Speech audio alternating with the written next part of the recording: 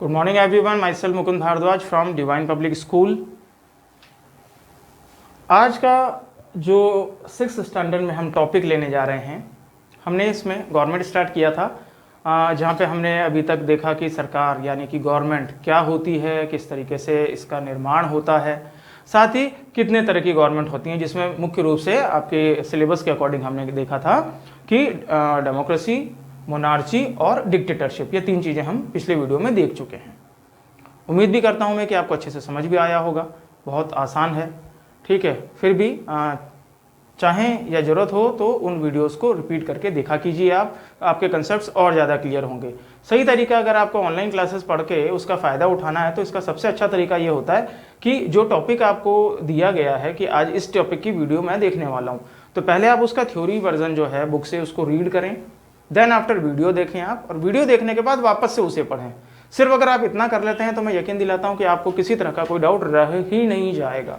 फिर भी अगर कोई डाउट रह जाता है देन आप मुझसे डायरेक्टली कांटेक्ट कर सकते हैं। मैं आपके तमाम जितने भी डाउट्स हैं उनका सॉल्यूशन पक्के तौर पे कर दूंगा।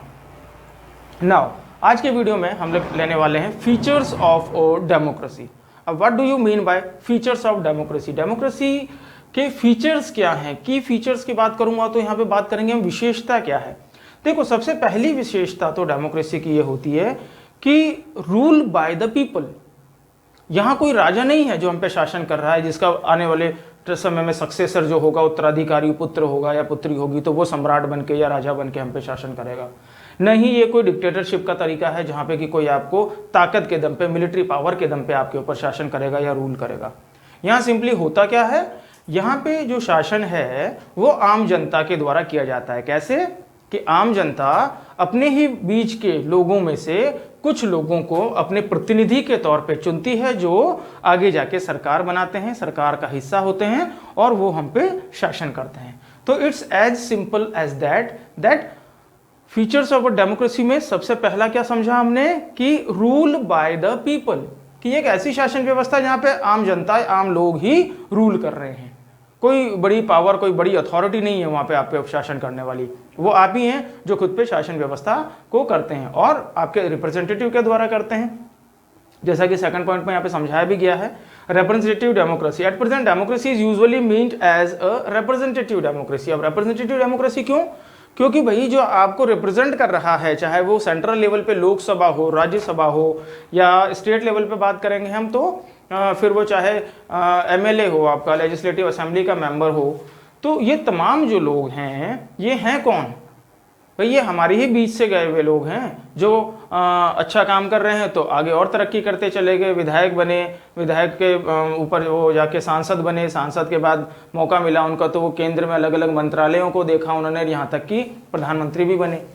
तो रिप्रेजेंटेटिव डेमोक्रेसी इसको क्यों कहा जाता है? क्योंकि यहाँ पे जो लोग सत्ता में बैठे हुए हैं, सरकार चला रहे हैं, वो कहीं बाहर से नहीं आए हैं, वो हमारे ही द्वारा, हमारे ही बीच में से चुन के गए हैं, और चुन के जाने के पश्चात वो आज शासन अगर कर भी रहे हैं तो वो कहीं ना कहीं हमारे रिप्रेजेंटेटिव के तौर पे शासन कर रहे हैं। अगर उनका काम अच्छा नहीं लगेगा, हमें लगता है कि भाई पहले तो बहुत अच्छे से काम हो रहा था, लेकिन जैसे ही सत्ता मिल गई, लोभ लालच के वश में आ गए वो लोग और अब आम जनता की प्रॉब्लम्स पे ध्यान ही नहीं दे रहे हैं, तो ऐसे केस में क्या होगा, जनता उन्हें नकार देगी, अर्थात नेक्स्ट चुनाव में उन्हें जनता वोट नहीं देगी और वो सिस्टम से बाहर हो जाएंगे।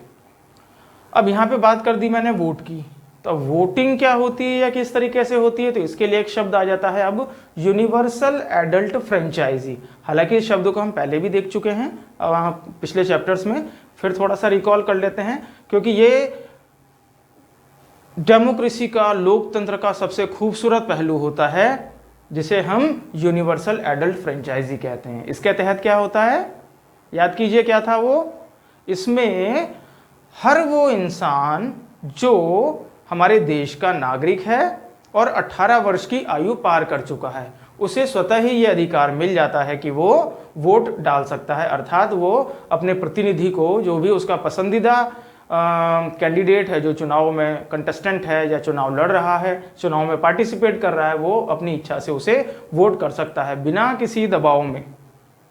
कंडीशन क्या होनी चाहिए, या कंडीशन क्या है कि उसकी जो आयु है, जो उसकी उम्र है, वो 18 वर्ष से ऊपर होनी चाहिए। फिर ये कोई मायने नहीं रखता कि उसका इकोनॉमिक स्टेटस क्या है, या वो किस जाति से या धर्म से बिलोंग करता है, उसका जेंडर क्या है। अर्थात दूसरे शब्द में कहूँ तो हर वो पर्सन जो 18 वर्ष की आयु पार कर चुका है without any kind of discrimination of language, you can say region, religion, caste, creed, gender, without any discrimination he can vote. Is it okay now? चलिए अगला पॉइंट है हमारा फेडरल स्ट्रक्चर ऑफ गवर्नमेंट। ठीक है, जहां पे आपको लेवल्स ऑफ गवर्नमेंट के तौर पे आपकी बुक में दिया हुआ है, साइड में आपको पिक्चर भी दिख रहा होगा। अब गवर्नमेंट के यहाँ पे 3 लेवल है, हालांकि आपके यहाँ पे नीचे से ऊपर की ओर चला गया है, ठीक है कोई बात नहीं। मेनली 3 लेवल ऑफ गवर्नमेंट हमारे देश में देखने को मिलते हैं, या 3 लेवल ऑफ गवर्नमेंट से संबंध रखेंगे या समझेंगे इसको तो हम 3 लेवल पे हमारे यहाँ पे शासन व्यवस्था चलाई जाती है। अगर हम शुरुआत में बात करते हैं तो आपकी बुक में पहला जो टॉपिक दिया हुआ है या फर्स्ट जो लेवल दिया गया है दैट इज लोकल लेवल। अब लोकल लेवल पे एडमिनिस्ट्रेशन के लिए सरकारें कैसे काम करती हैं तो समझिएगा। ग्रामीण इलाकों में आपने सुने होंगे सरपंच होते हैं, वार्ड मेंबर होते हैं, वार्ड पार्षद होते हैं, ठीक है।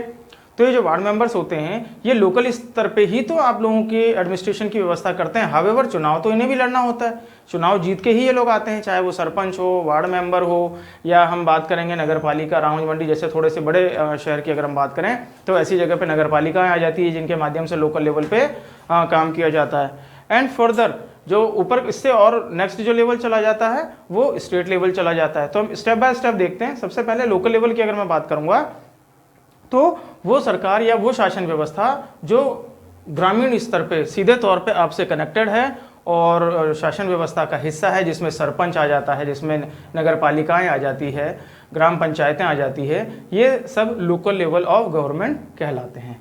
Now next is state level. अब स्टेट लेवल की अगर मैं बात करूंगा तो स्टेट लेवल पे जैसा कि हमने देखा भी है, हर राज्य की अपनी एक अलग सरकार होती है जिसे आम जनता के माध्यम से चुना जाता है, ठीक है, जिसे हम लेजिस्लेटिव असेंबली के नाम से जानते हैं, ठीक है। तो स्टेट लेवल पे यानी कि वो सरकार या वो एडमिनिस्ट्रेटिव सिस्टम जो एक राज्य के स्तर पे एडमिनिस्ट्रेशन का काम कर रहा है उसे हम स्टेट गवर्नमेंट कहते हैं। तमाम राज्य से संबंधित जो भी व्यवस्थाएं हैं वो सब संभालने का काम, लॉ एंड ऑर्डर से लेकर नई नीतियां बनाने का, नई पॉलिसीज बनाने का जो काम है वो राज्य सरकारों के माध्यम से किया जाता है। एंड फाइनली जो सबसे टॉप लेवल है दैट इज नेशनल लेवल, जहाँ पे केंद्र सरकार जिसको हम बोलते हैं, यूनियन गवर्नमेंट भी इंग्लिश में कहा जाता है जिसको, जिसका काम पूरा मतलब इंडिया का एडमिनिस्ट्रेशन या पूरे कंट्री का एडमिनिस्ट्रेशन देखना है। हावेवर एक चीज़ थोड़ा सा यहाँ ध्यान रखिएगा दिमाग में कि केंद्र सरकार की भी अपनी लिमिटेशंस होती हैं, राज्य सरकारों की अपनी लिमिटेशंस होती हैं। ये दोनों अपनी अपनी कार्यवाहियों में, कार्यप्रणालियों में एक दूसरे का हस्तक्षेप नहीं करते। लेकिन the government at the national level is known as national government, या जिसको हम सेंट्रल गवर्नमेंट या यूनियन गवर्नमेंट भी कहते हैं, ठीक है। और इनके अधिकार क्षेत्र में फॉरेन अफेयर्स के मुद्दे होते हैं, आर्मी इनके कंट्रोल में होता है, रेलवेज इनके कंट्रोल में होता है, डिपार्टमेंट ऑफ टेलीकम्युनिकेशन इनके कंट्रोल में होता है, और ऐसे ही और भी कई तमाम चीज़ें हैं जो यूनियन लिस्ट के माध्यम से कॉन्स्टिट्यूशन में बताई गई हैं। हालांकि इतना डिटेल आपके सिलेबस में नहीं है, बट उसके बावजूद भी थोड़ा सा आपको आइडिया लगना चाहिए था, दैट इज़ वाई मैंने यहाँ पे क्लियर कर दिया। और इस पॉइंट के साथ ही या इस टॉपिक के साथ ही मेरा ये चैप्टर भी यहाँ ख़त्म होता है। उम्मीद करता हूँ कि आपको ये चैप्टर अच्छे से समझ में आ गया होगा। नोट्स इसके बना लीजिए, क्वेश्चन आंसर्स करना शुरू कर दीजिए। कोई दिक्कत आती है किसी तरह की तो you can call me. Well, thank you so much students, thank you.